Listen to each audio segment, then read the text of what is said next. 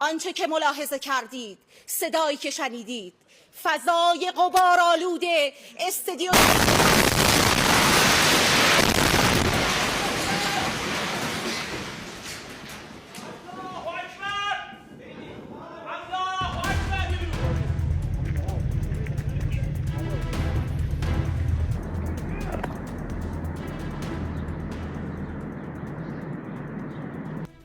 Hello, ladies and gentlemen, and welcome back to the Behind the Why channel with me, Mr. Know-It-All.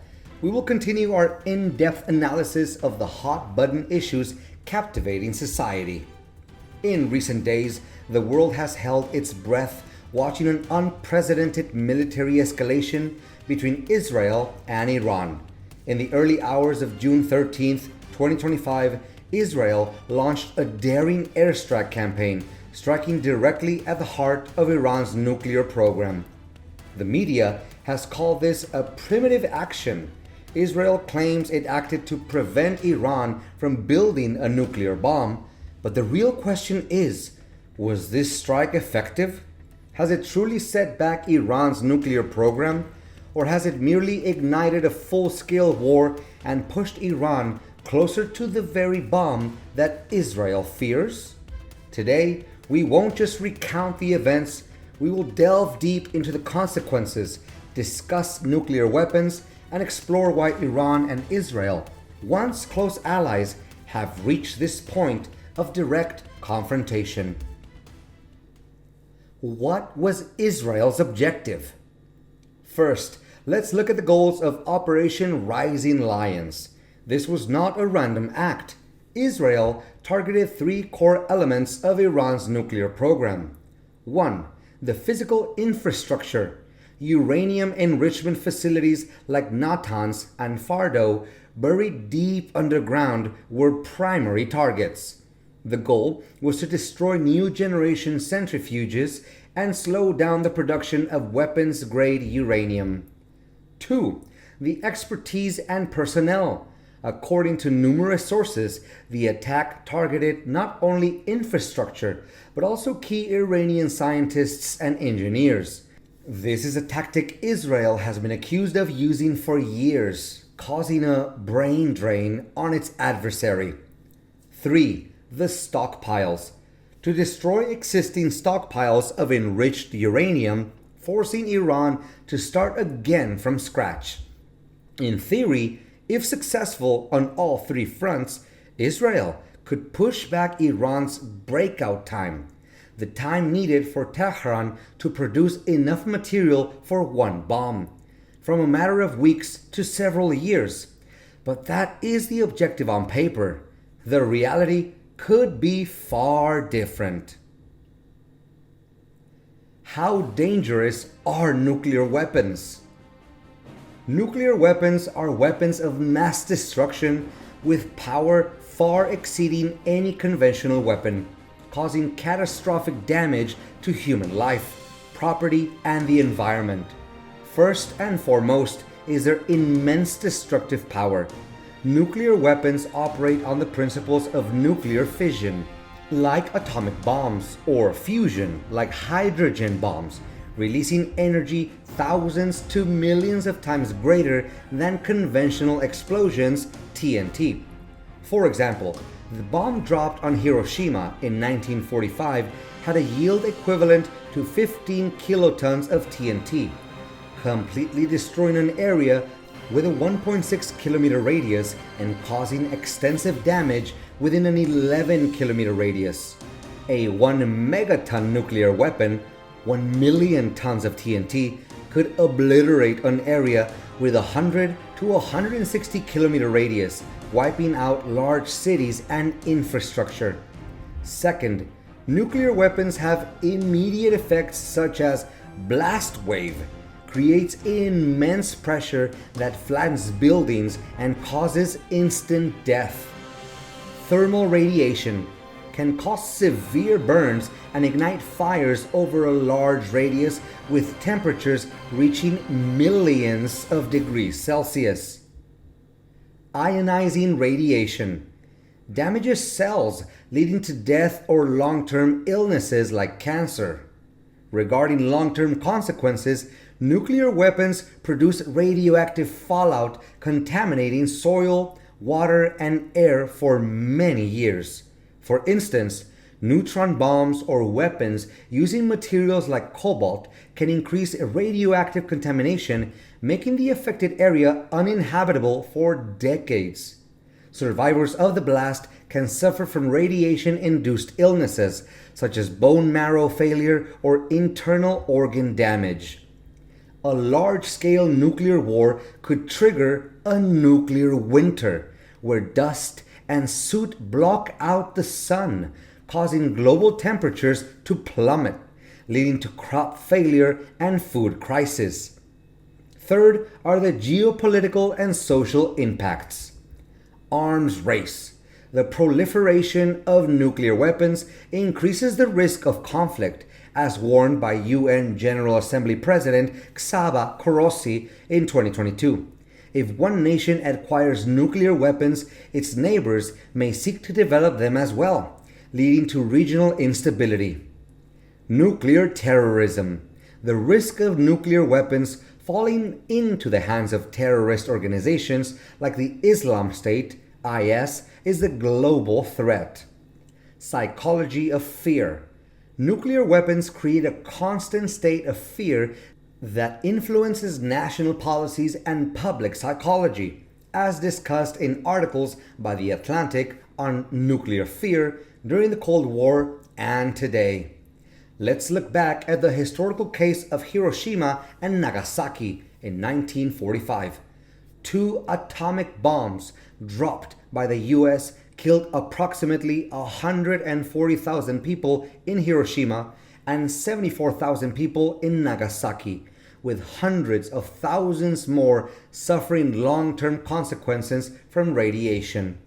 From 1945 to the present, over 2,000 nuclear tests worldwide have caused environmental contamination and affected public health, as documented by the Comprehensive Nuclear Test Ban Treaty Organization. Why does Iran want to enhance its nuclear program? Iran does not officially admit to intending to develop nuclear weapons, but its recent actions, such as enriching uranium by 60% purity, near the 90% threshold for nuclear bomb, have raised international concern about its nuclear ambitions. However, Iran's primary goal is to enhance its deterrence and national security. Iran wants to solidify its leadership position in the Islamic world, particularly among Shia Muslims, and compete with Sunni powers like Saudi Arabia. Possessing nuclear weapons could help Iran become a regional superpower. Next is its use as a negotiating lever. Iran maintains a state of nuclear ambiguity to pressure the West in negotiations, such as those concerning the lifting of sanctions. Enriching uranium is Tehran's way of bargaining with the United States and Europe. The history of Iran-Israel relations, from close friends to sworn enemies. Returning to Israel's recent attack on Iran, the most shocking fact is that Iran and Israel were once close allies. Before 1979, under the Shah, they had diplomatic relations and cooperated on defense and intelligence. Israel saw Iran, a non-Arab nation, as a crucial strategic counterweight in the Middle East. They shared information and developed together. The fateful turning point came in 1979. The Islamic Revolution in Iran overthrew the monarchy.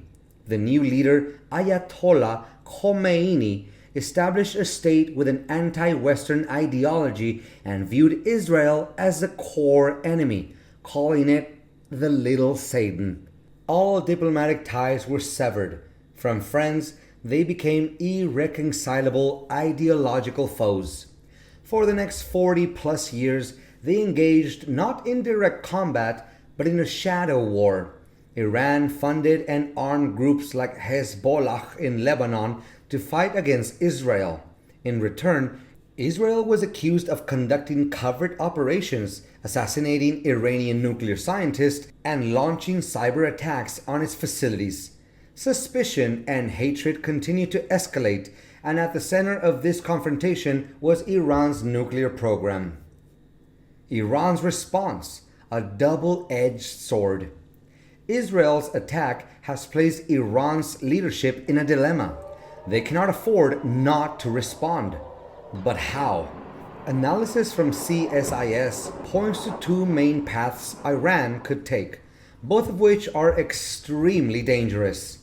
Option 1. Full-scale military retaliation.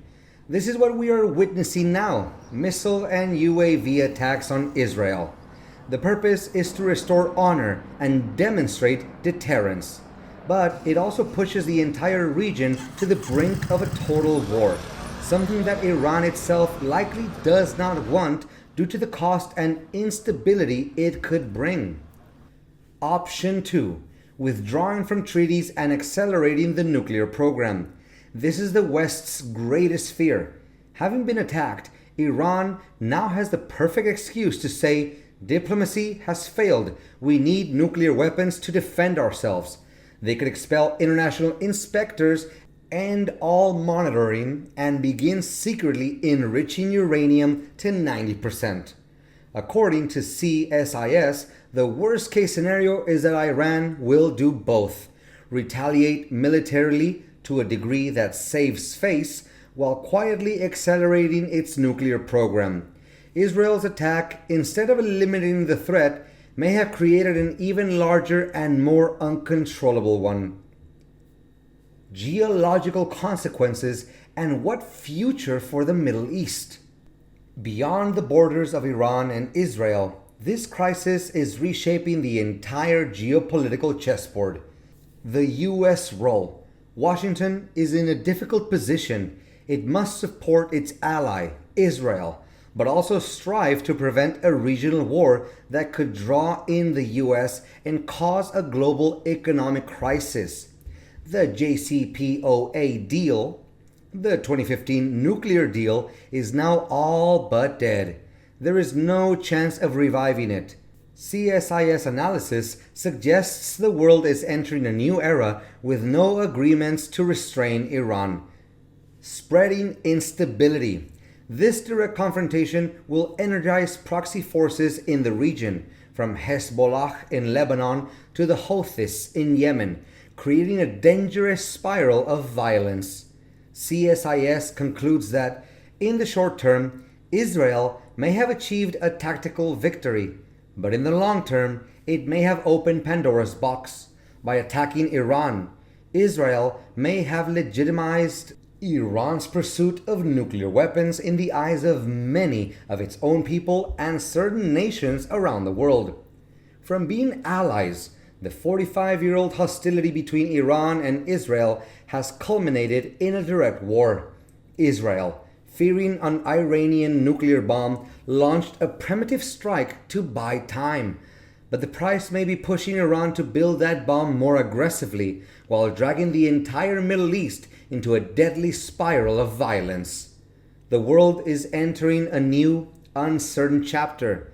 There are no more deals, no more monitoring, only confrontation and the ever-present danger of nuclear proliferation.